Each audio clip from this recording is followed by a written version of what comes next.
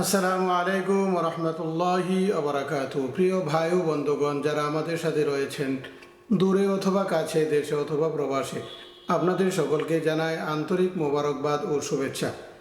প্রিয় ভাই ও বন্ধুগণ, রাসূলুল্লাহ সাল্লাল্লাহু আলাইহি ওয়াসাল্লাম আমাদেরকে বারবার বলে গেছেন ইস্তিগফার পাঠ করার জন্য।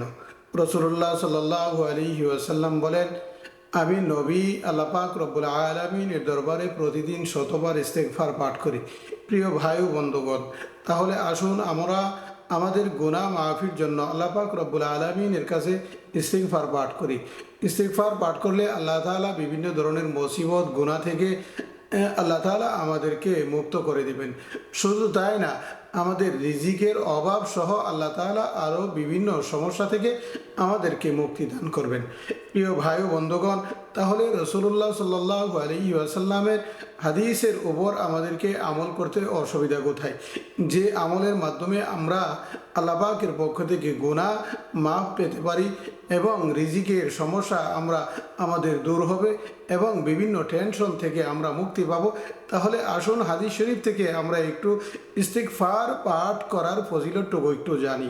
প্রিয় ভাই ও বন্ধুগণ, রাসূলুল্লাহ সাল্লাল্লাহু আলাইহি ওয়াসাল্লাম হাদিস শরীফের মাঝে ইরশাদ ঘোষণা করেন, মান লাজিমাল ইস্তিগফার জাআলাল্লাহু লাহু মিন কুল্লি দীকিন মাখরাজা ওয়া মিন কুল্লি হাম্মিন ফারাজা ওয়া রাযাকাহু মিন হাইসু লা ইয়াহতাসিব।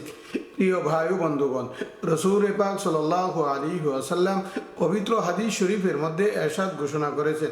রাসূলুল্লাহ সাল্লাল্লাহু আলাইহি ওয়াসাল্লাম বলেন, যে ব্যক্তি সব সময় গুনাহ মাফ চাইতে থাকে, আল্লাহ পাকের কাছে ইস্তেগফারকে যে ব্যক্তি নিজের জন্য লাজিম করে নিয়েছে, আল্লাহ পাকের কাছে সব সময় গুনাহ মাফ চাই।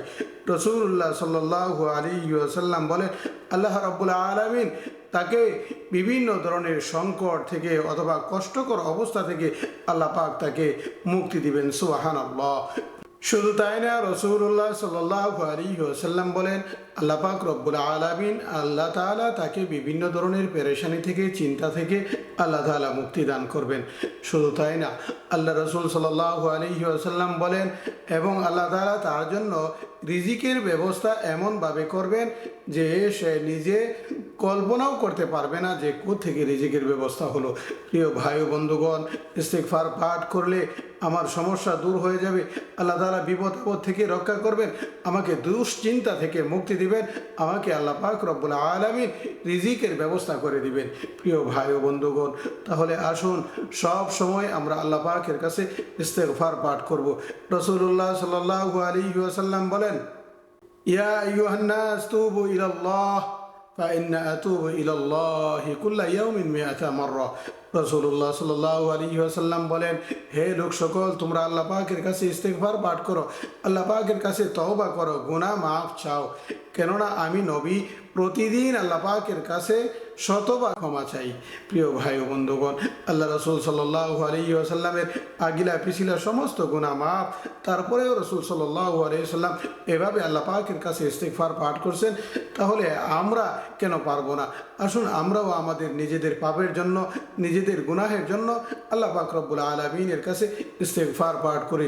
আস্তাগফিরুল্লাহাল্লাযী লা ইলাহা ইল্লা হুয়াল হাইয়ুল কাইয়্যুম ওয়া আতুবু ইলাইহি। আল্লাহ পাক রব্বুল আলামিন আমাদেরকে আমল করার তৌফিক দান করুন। আমিন।